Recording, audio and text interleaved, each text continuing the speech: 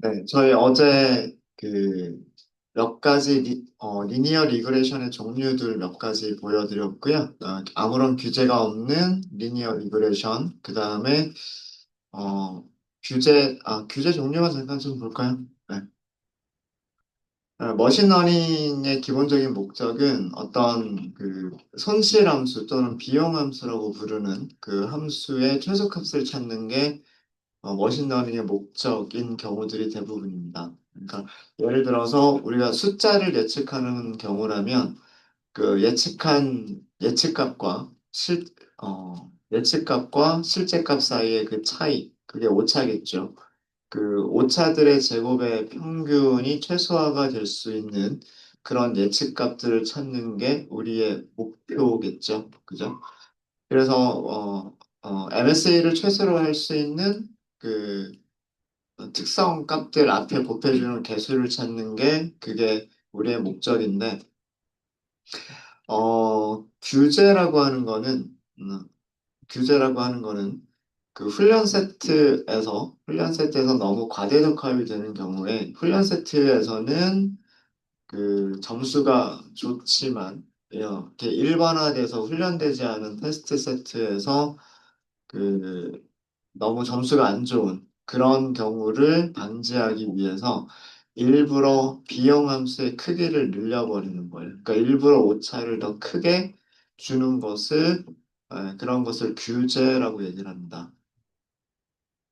회계에서는 주로 두 가지 규제를 많이 사용을 하는데요. L2 규제라고 하는 리치 규제, 그 다음에 L1 규제라고 하는 라쏘 규제 두 가지를 보통 많이 사용을 하고요. 두 가지를 합친 게 엘라스틱 넷이라고 하는 규제입니다. L2 규제는 이름에서 알 수 있듯이 그 제곱함을 추가를 하는 게 L2 규제고요. 그 다음에 L1 규제, 라쏘 규제는 1차 항을 추가하는 게 라쏘 규제, L1 규제입니다. 그리고 엘라스틱 넷은 그 L1, 라쏘와 L2, 리치 규제를 두 개를 적절하게 섞어서 주는 그런 게 엘라스틱 넷이에요. 그래서 이렇게 그 규제를 주게 되면 규제를 줘서 실제로 MSA를 최소로 하는 개수들을 찾는 게 아니라 규제가 추가된 비용 함수를 최소로 하는 그런 W들, 개수들을 찾게 되면 훈련 세트에서의 정확도가 조금 낮아지게 되고요. 대신에 테스트 셋에서의 그 오차가 훈련 세트의 오차와 비슷해지게 되는 그런 경향을 보실 수가 있습니다. 그래서 과대적합을 줄이는 방법으로 규제를 많이 사용을 해요. 그래서 그 규제를 이용한 선형회기를 사용하는 클래스가 세 가지가 있어요. 리치, 라쏘, 그리고 엘라스틱 넷이라고 세 가지가 있고요. 그걸 우리가 임포트를 했었을 겁니다. 선형 모델에서 리니어 리그레션은 규제가 포함되지 않은 선형회기를 의미하고요. 리치는 L2, 2차항을 포함하는 규제가 포함된 선형행위고, 라쏘는 1차항이 포함된 1차항 규제가 포함된 선형행위, 그 다음에 엘라스틱 넷이라고 하는 클래스는 리치와 라쏘를 섞어서 사용한 규제를 사용하는 그런 선형행위예요. 그래서 제가 소스만 설명을 드린다 그랬죠? 여기 있는 소스는 제가 어제 함수를 한번 만들어 봤어요. 이게 아니고, 요거는 규제에 대한 내용이었었고요. 요거 잠깐만 좀 볼까요? 우리가 아마 리니어 리그레션에서 폴리노미얼 피처스를 사용을 하면서 1차, 2차, 5차, 50차를 그렸던 적이 있었을 거예요. 근데 아마 그래프를 그렸을 때 50차항까지 그리게 되면 이렇게 지금 빨간색으로 그려진 게 50차항까지 포함된 그런 그래프였었을 겁니다. 보시면은요, 검은색 점들이 그 훈련 세트인데, 거의 모든 훈련 셋에 있는 점들이 이 곡선 위에 있어요. 거의 대부분. 그래서, 그렇다는 얘기는 뭐냐면, 이 50차 함수의 방정식만 알면 이 훈련 세트에 대한 y 값들, 즉 물고기의 무게는 여기에 그 함수의 y 값, 리턴 값으로 바로 알 수가 거의 오차 없이 알 수 있다는 얘기예요. 근데 문제는 뭐냐면 그 테스트 셋은 오렌지색으로 그려져 있습니다. 테스트 세트를 보시면 굉장히 다른 그러니까 50차 함수의 그 곡선 위에 있지 않고요. 예, 곡선 위에 있지 않고 곡선 바깥에 있어요. 그래서 오차가 굉장히 크게 나타나는 그런 모습을 보실 수가 있으세요. 그래서 실제로 그 MSE나 혹은 결정계수를 출력을 해보시면 그 훈련 세트에서는 결정계수가 굉장히 좋은데 어, 테스트 세트에서는 결정계수가 굉장히 안 좋은 그런 모습을 보실 수가 있으시고요. L2 규제를 사용을 했을 때, 위치를 사용을 했을 때는요, 그래프가 이렇게 나옵니다. 보시면 빨간색이 50차까지의 폴리노미얼 피처를 사용했을 때인데, 2차 함수랑 그렇게 크게 다르지 않아 보여요. 1차 함수랑 크게 다르지 않아 보이고, 그래서 이런 곡선으로 우리가 예측값들을 찾아내게 되면, 훈련 세트에서의 그 점수와 결정 개수와 그 다음에 테스트 셀에서의 결정 개수가 비슷한 그런 모습들을 보실 수가 있으세요. 네, 여기 보시면 50차 결정 개수를 아마 출력을 한 것일 텐데 50차항에서 훈련 세트에서의 그 결정 개수가 0.97 상부가 나왔고요. 테스트 셀에서 0.98이 나왔어요. 거의 비슷하죠. 그래서 이런 그 과대적합을 굉장히 줄일 수 있다라고 하는 것을 보여드렸습니다. 그런 것들을 L1 규제에서도 그래프를 그려봤고요. 그 다음에 엘라스틱 넷에서도 그래프를 그려봤어요. 그러면서 하이퍼 파라미터 튜닝이라고 하는 거를 설명을 드렸었죠. 예, 말로만 설명을 드렸었고, 하이퍼 파라미터를 튜닝하는 과정을 여러분들이 직접 만들어 보세요 하고 시간을 드렸었을 거예요. 파라미터라고 하는 용어를 머신러닝에서 많이 사용을 하는데, 파라미터에는 두 가지 종류의 파라미터가 있어요. 모델 파라미터가 있고요. 하이퍼 파라미터가 있습니다. 모델 파라미터라고 하는 거는 그 머신러닝 알고리즘에서 어떤 수학적인 모델을 세웠을 때, 그리고 비용 함수를 최소화하도록 그 머신러닝이 스스로 찾아가는 그런 값들, 스스로 찾아가는 그런 개수들을 모델 파라미터라고 얘기를 해요. 그러니까 예를 들면은 MSE를 최소로 만들어주는 W들 이런 것들이 모델 파라미터예요. 그래서 모델 파라미터는 뭐 리니어 리그레션이나 리치나 라쏘나 이런 클래스들에서 자동으로 계산을 해서 우리한테 만들어주는 거예요. 하이퍼 파라미터라고 하는 거는 그런 머신러닝 알고리즘을 개발자가 좀 더 튜닝하기 위해서 좀 더 좋은 성능을 그 만들어내기 위해서 개발자가 이렇게 숫자를 바꿔가면서 테스트하는 그런 파라미터들을 하이퍼 파라미터라고 얘기를 합니다. 그리고 그 하이퍼 파라미터를 바꿔가면서 점수들을 계산을 하고 하이퍼 파라미터의 값이 얼마일 때 가장 좋은 모델이다 라고 선택하는 과정. 그런 하이퍼 파라미터를 결정하는 과정을 하이퍼 파라미터 튜닝이라고 얘기를 해요. 가장 대표적인 것들이 그 폴리노미얼 피처스에서 디그리를 얼마로 할 거냐. 그러니까 1차항까지만 고려를 할 거냐, 2차항까지 고려할 거냐, 3차항까지 고려할 거냐. 이런 것들을 튜닝해 볼 수가 있고요. 그 다음에 규제에서 L2 규제나 L1 규제 혹은 엘라스틱 넷에서 알파 값, 즉 규제의 크기를 얼마나 크게 할 거냐, 작게 할 거냐. 이런 것들이 하이퍼 파라미터가 될 수가 있어요. 그리고 KNN에서 K 값도요, 하이퍼 파라미터가 될 수가 있습니다. 그래서 이런 것들을 조합하면서 테스트를 하셔야 돼요. 우리는 제가 어제 드렸던 문제는 그 규제에서의 규제의 크기, 알파 값만 그 바꿔가면서 결정 개수를 계산하자 그렇게 했었었는데 실제로 하이퍼 파라미터 튜닝하는 과정은 폴리노미얼 피처스의 디그리가 1일 때 알파 값들을 여러 개를 바꿔가면서 그 다음에 디그리가 2일 때 또 알파 값들을 바꿔가면서 디그리가 3일 때 알파 값들을 바꿔가면서 그럼 그 조합들이 굉장히 많은 조합들이 생기겠죠. 그죠? 네. 이런 것들을 전부 다 테스트를 해보는 거예요. 물론 전부라고 하는 거는 없겠지만 연속된 숫자들이기 때문에 말 그대로 전부를 할 수는 없겠지만 우리가 특정 몇 개들을 선택을 해서 그 테스트를 어, 하이퍼 파라미터 튜닝을 해봐야 돼.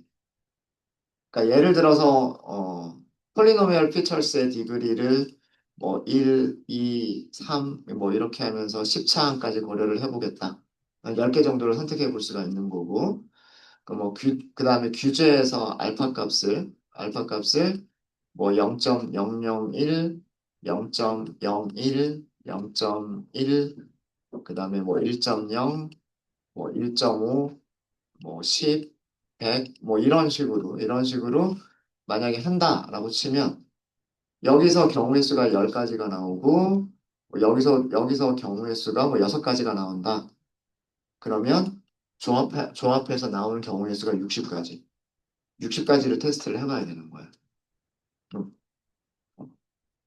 디그리가 1일 때 알파값 6개에 대해서, 디그리가 2일 때 알파값 6개에 대해서, 디그리가 3일 때 알파값 6개에 대해서, 이런 식으로 조합을 하면서 테스트를 다 해봐야 돼요.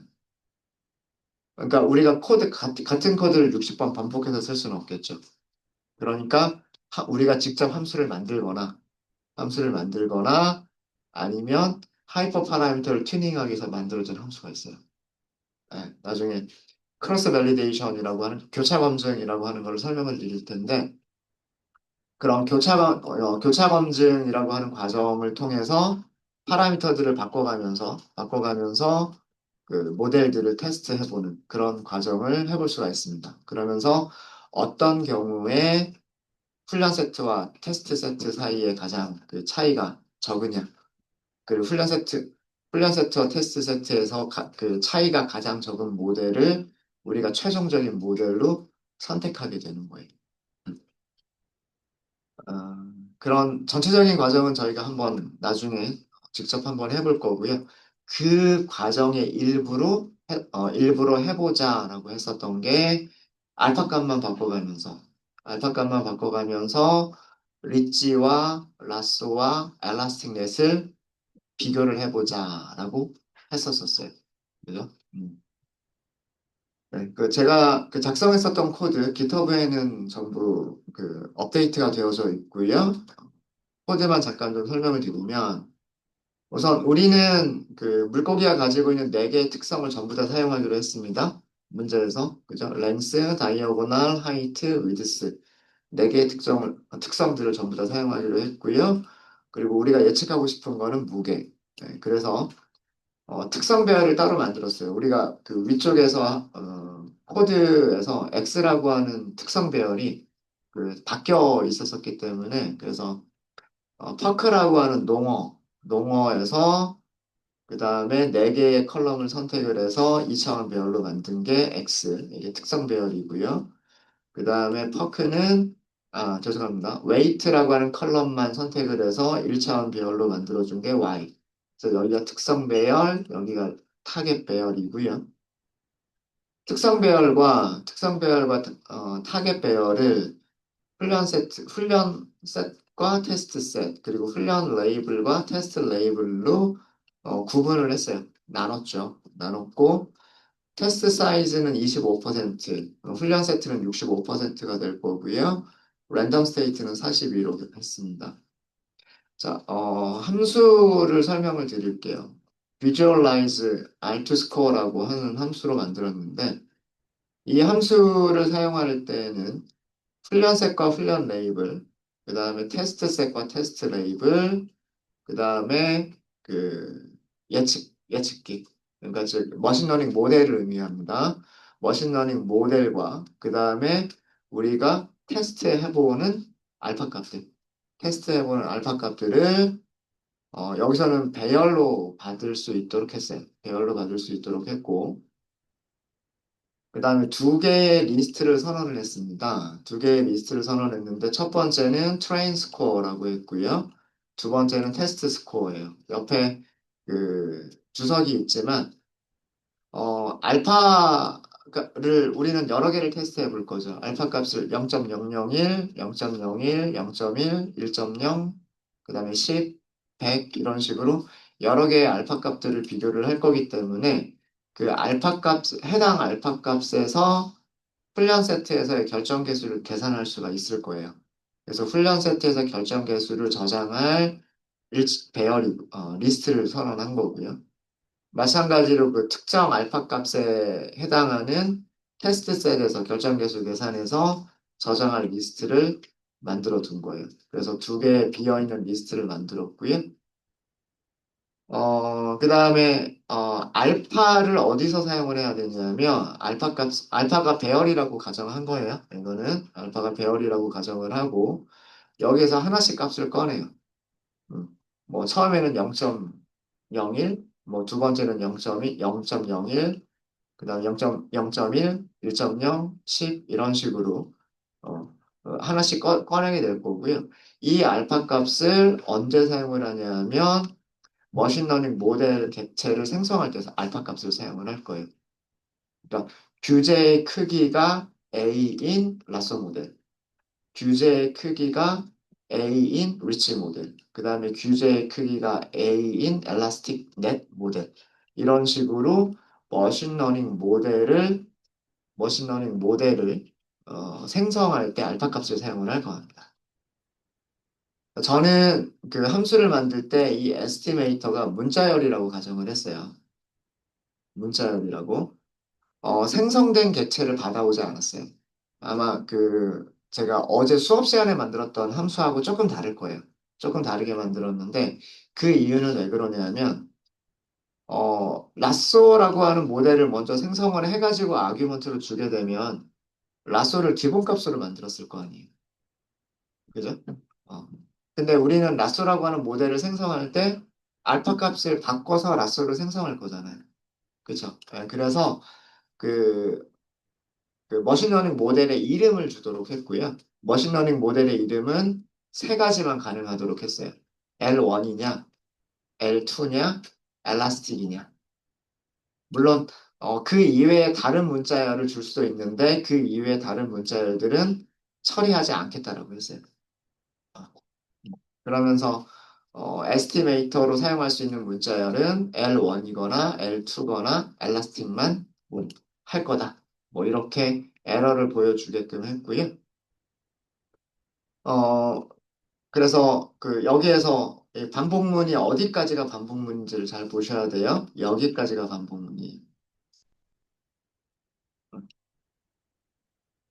여기까지만 반복문 안쪽입니다. 여기까지만 반복문 안쪽이고요.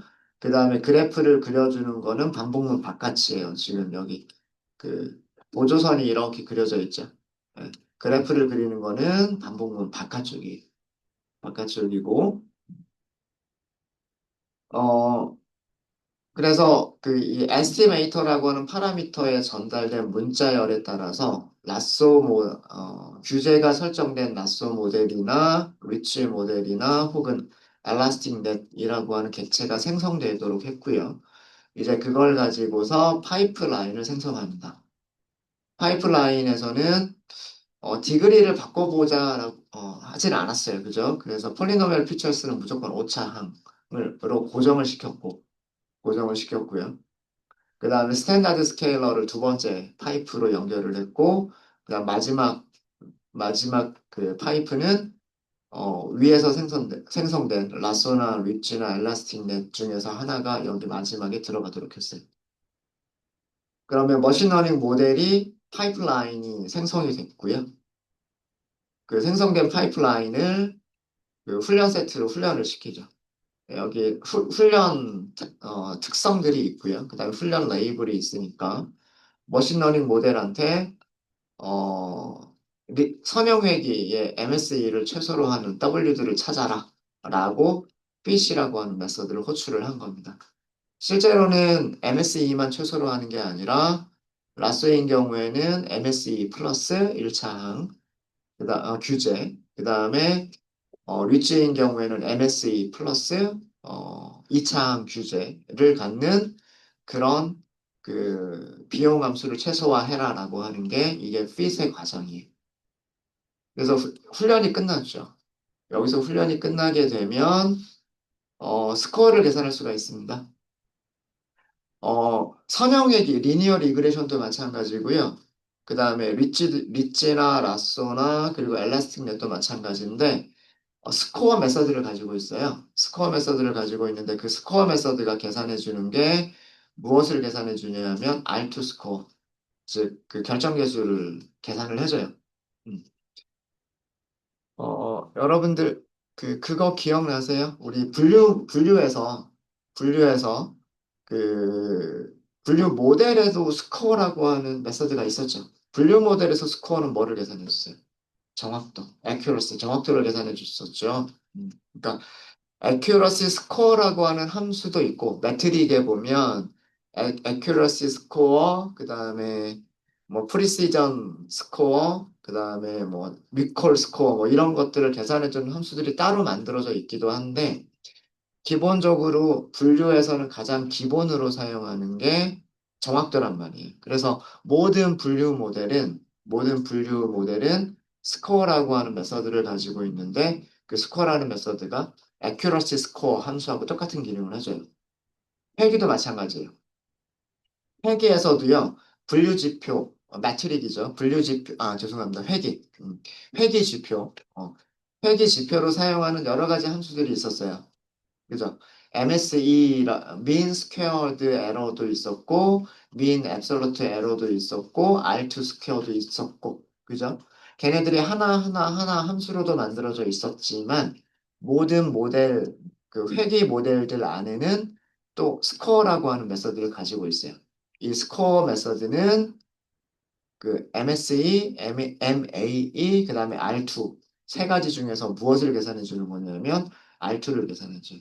그래서 결정 개수를 계산해 주는 게 스코어라고 하는 게 있으니까 그냥 그걸 바로 사용했어요. 그래서 훈련 세트와 훈련 레이블을 주고서 스코어를 계산해라라고 하면 이게 트레인 세트에서의 그 결정 개수가 될 거예요. 그 결정 개수를 리스트에다가 추가를 했죠. 음. 마찬가지로 테스트 셋과 테스트 레이블을 주고서 스코어를 계산해라라고 하면 결정 개수를 계산할 수가 있어요. 그 계산된 결정 개수를 리스트에다가 추가를 했죠. 여기까지가 반복문 과정이에요. 알파 값이 0.001에 대해서도 훈련 세트의 결정 개수와 테스트 셋의 결정 개수를 어펜드하고 그 다음에 알파 값이 0.01에 대해서도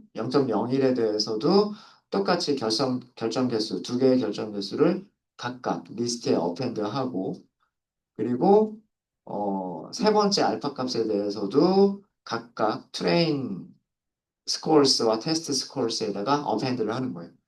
이거 여러 번 어펜드를 하게 되면 여기에는 R2 스코어들이 쌓이겠죠. 알파 값이 6개가 있으면 R2 스코어들도 6개가 쌓일 거고 알파 값이 10개가 있으면 그 스코어도 10개씩 쌓이겠죠. 네, 그걸 한 거예요. 그걸 한 거고 여기서 프린트는 배열을 그냥 쭉 프린트를 해버리면 그 별로 보기가 안 좋을 것 같아서 그래서 제가 여기서는 반복문 안쪽에서 알파 값 얼마일 때 트레인 훈련 세트에서 R2 스코어, 테스트 셋에서 R2 스코어 이렇게 출력을 했습니다. 출력을 했고요. 이 F 스트링의 특징 중에 하나인데 그 소수점 자릿수가 너무 길죠. 네, 소수점 자릿수가 너무 길어서 우리가 적당하게 잘라서 보고 싶으시면 우리가 그동안은 아마 이렇게만 했었을 거예요. 그죠? F 스트링을 만들 때 train R2라고 하는 변수에 있는 변수 값을 이 자리에 문자열로 넣어주세요. 이렇게 했잖아요. 그죠? 이렇게만 사용을 했었을 거예요.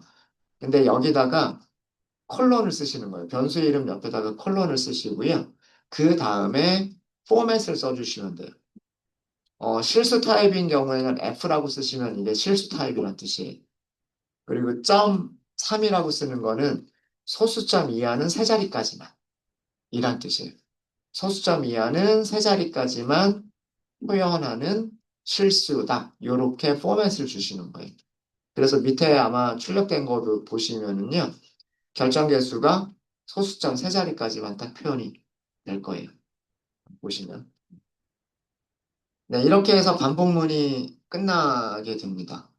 혹시 여기까지의 코드 내용 혹시 질문 있으세요? 네. 그러니까 모델을 만든다.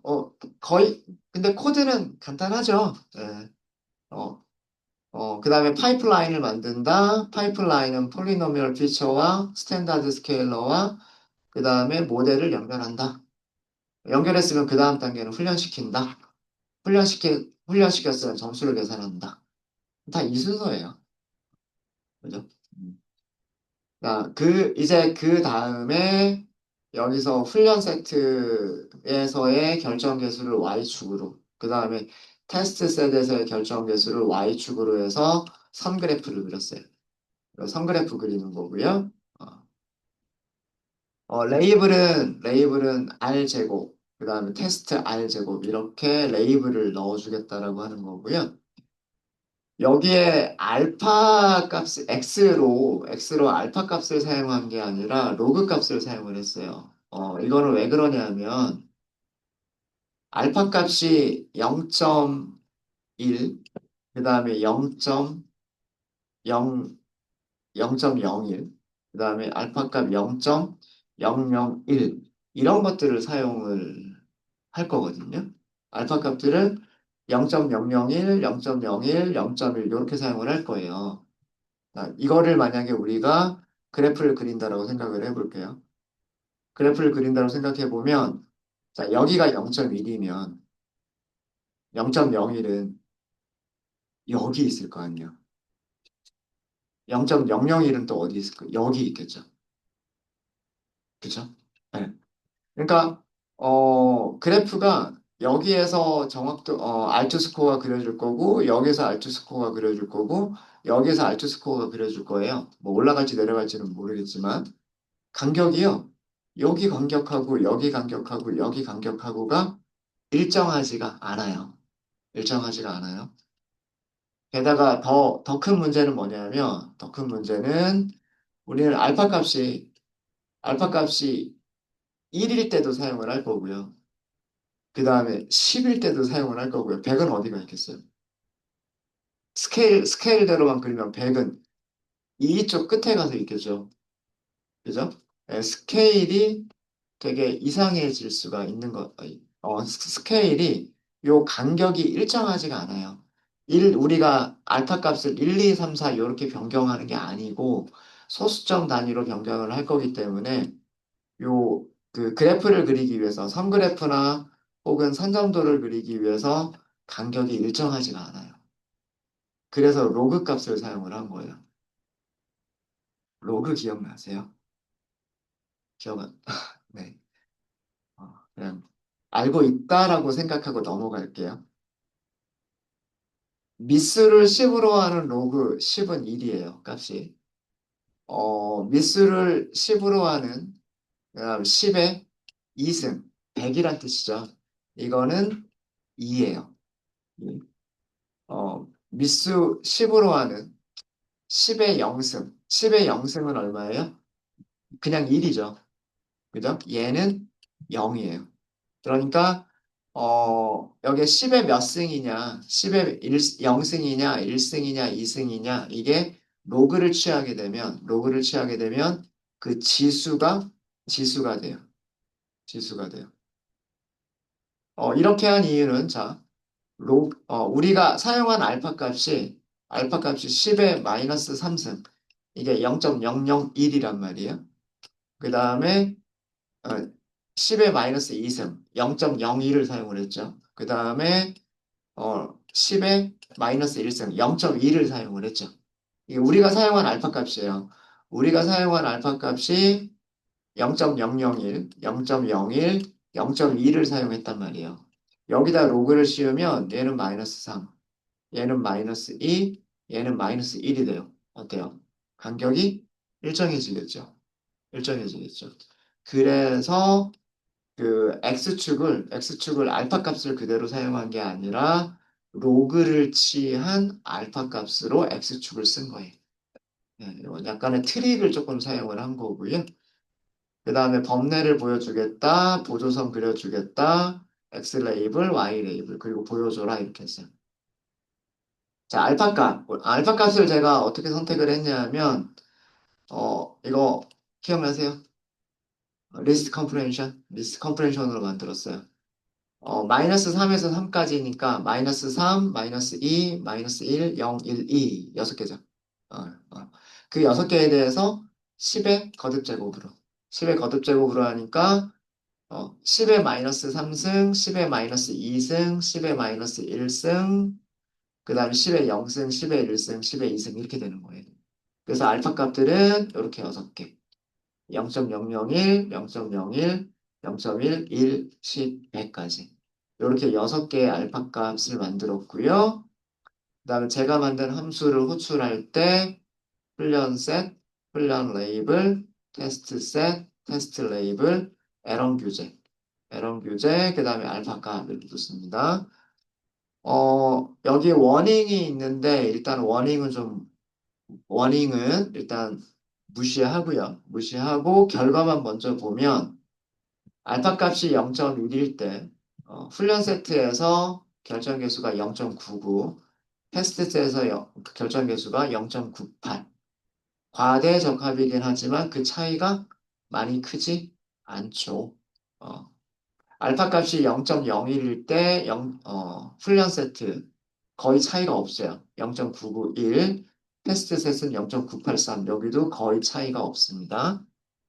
규제가 0.1일 때 규제가 조금씩 커지고 있죠. 그죠? 규제가 조금씩 커지고 있어요. 규제가 조금 더 커지니까 훈련 세트에서의 점수가 조금 낮아졌어요. 조금 낮아졌죠? 예. 테스트 셋은 거의 비슷하게 유지가 되고 있습니다. 근데 조금 낮아졌어요. 0.001 정도가 좀 낮아졌죠? 예. 올라갔다가 내려왔어요. 알파 값이 1일 때, 알파 값이 1일 때는, 1일 때는 0.990 훈련 세트, 그 다음에 테스트 셋 0.980 이렇게 나왔어요. 알파가 10일 때 훈련 셋에서는 0.989, 테스트 셋에서는 0.983 이렇게 나왔고, 그 다음에 알파가 100일 때는 훈련 세트에서 0.908 굉장히 많이 떨어져 버렸죠. 그다음 테스트 셋에서 0.909. 그래서 여기 있는 숫자들을 10의 마이너스 3승, 10의 마이너스 2승, 10의 마이너스 1승, 10의 0승, 10의 1승, 10의 2승 이렇게 하면서 선으로 그래프를 그린 거예요. 자, 여기서 놓고 보면 어떤 알파 값이 좋은가? X축은 여기 알파 값이라고 했죠. 그 다음에 여기 Y축은 R제곱 스코어, R2 스코어라고 썼어요. 여기서 보면 어떤 알파 값이 제일 좋은가라고 하면 음, 그 훈련 세트에서 정확도가 큰 차이가 안 나. 떨어지긴 하지만 0.991, 991, 990, 990, 989, 990이나 989나 거의 비슷하잖아요. 훈련 세트의 정확도는 거의 비슷하게 유지를 하면서 테스트 셋에서의 점수가 가장 높은 거. 이게 과대적합이 가장 적은 모델이죠. 그죠? 어, 여기 전부 다 과대적합이에요. 훈련 세트에서는 오차가 적고 테스트 셋에서는 오차가 큰 이 부분은 전부 다 과대적합이에요. 근데 그 과대적합의 크기가 가장 작은 게 어디? 1이죠.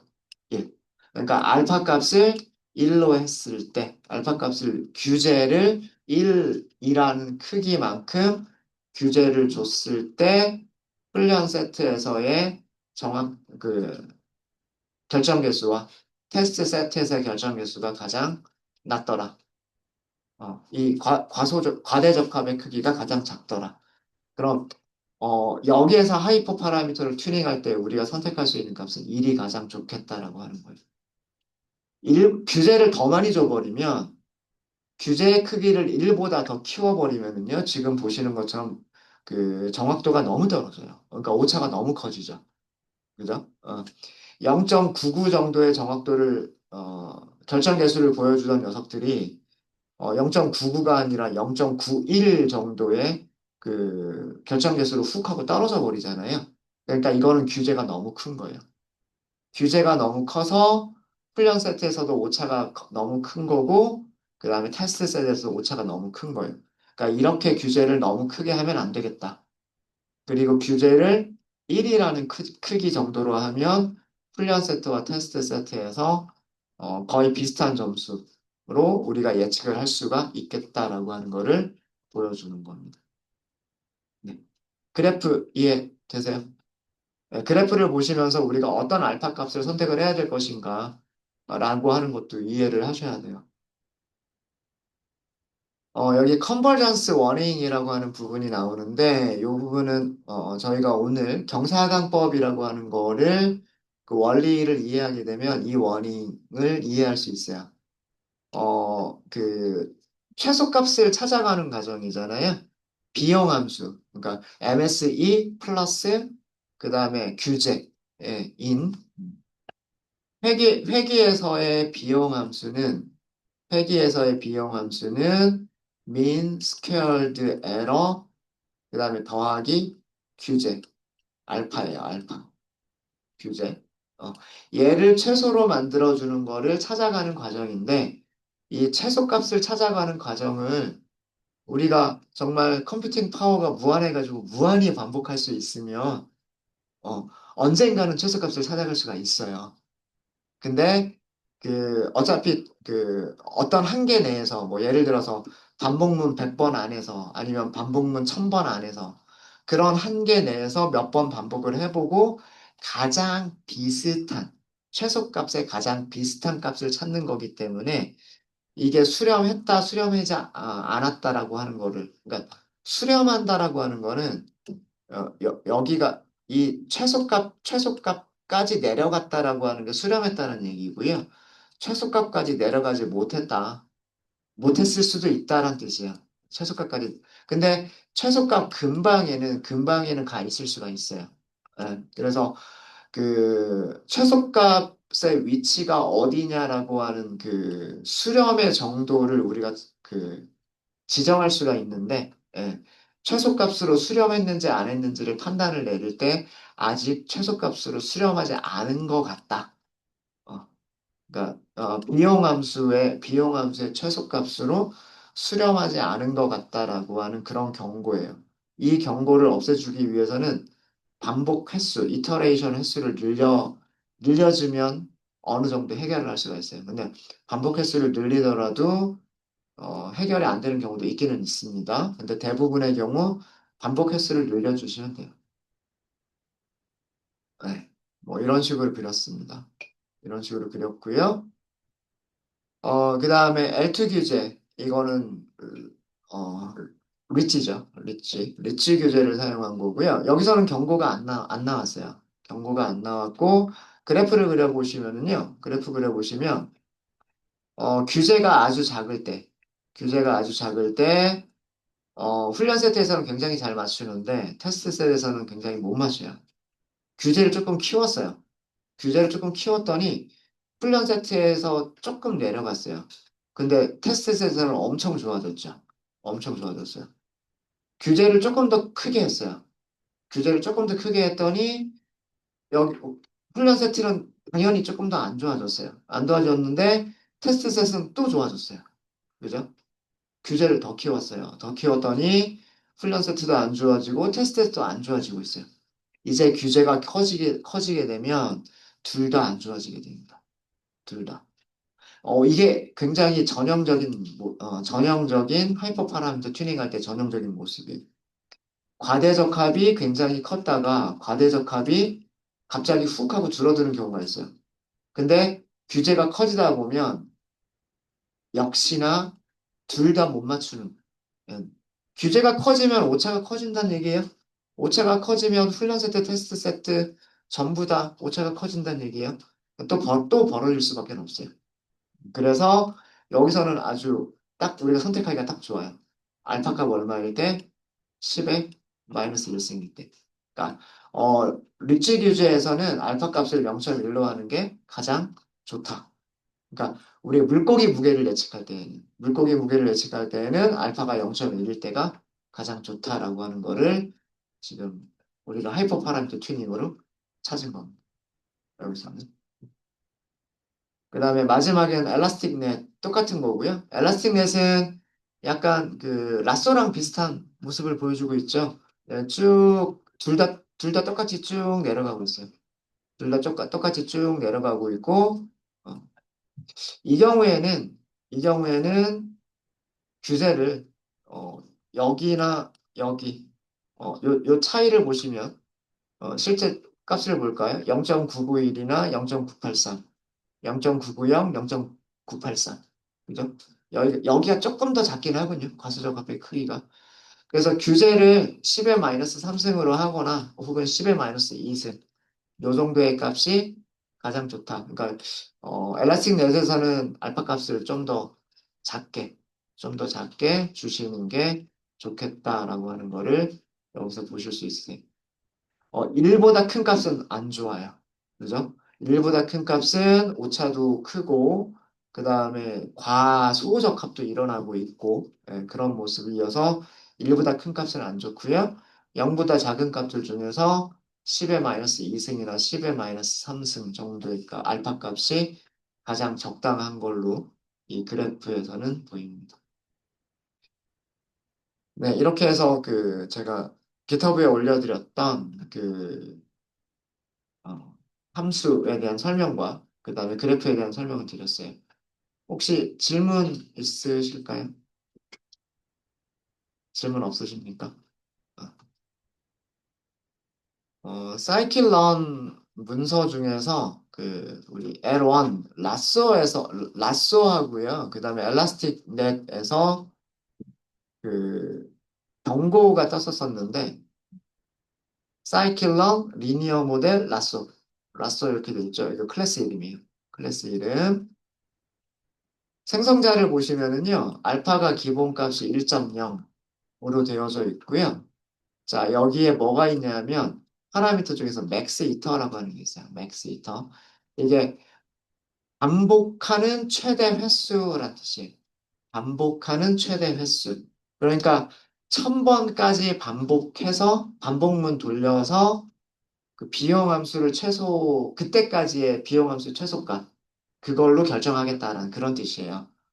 그 다음에 수렴을 했는지 수렴을 하지 않았는지에 대한 판단은 0.0001 범위 안에 들어오면 그러면 수렴했다라고 판단을 내릴 거고 그렇지 않으면 수렴하지 않았다라고 판단을 내릴 거다라는 뜻이에요. 그럼 아까 그 경고를 없애려면 두 가지를 해줄 수가 있는데 이터레이션을 늘려요. 여기서는 1000번밖에 안 하죠. 10,000번 혹은 10만 번 이런 식으로 이터레이션을 더 많이 하면 언젠가는 수렴해요. 근데 또 무작정 늘릴 수는 없잖아요. 그러면은 언제 수렴한 걸로 판단할 거냐? 이 값을 조금 줄여주는 거예요. 0.0001이 아니라 뭐 0.0005로 바꾼다거나 아니면 곱하기 10 해가지고 0.001 정도로 한다거나 그래서 우리가 수렴했는지 안 했는지를 판단을 내리는 근거가 톨러런스라고 하는 부분인데 이 값을 줄여주거나 아니면 최대 반복 횟수를 늘려주거나 그러면은 그 수렴하지 않는다, 컨버징 워닝이 사라지게 됩니다. 요 두 개를 우리가 바꿔줄 수가 있어요. 요 두 개를. 나중에 언젠가 우리 아마 이런 거 그 하게 될 경우가 있을 거예요. 그리고 이 파라미터는 라쏘만 있는 게 아니고요. 리치나 엘라스틱넷 둘 다 가지고 있어요. 얘네들은 다 가지고 있습니다. 네, 혹시 질문 있으십니까? 네, 질문 없으시면 이번 시간 여기까지 하고요.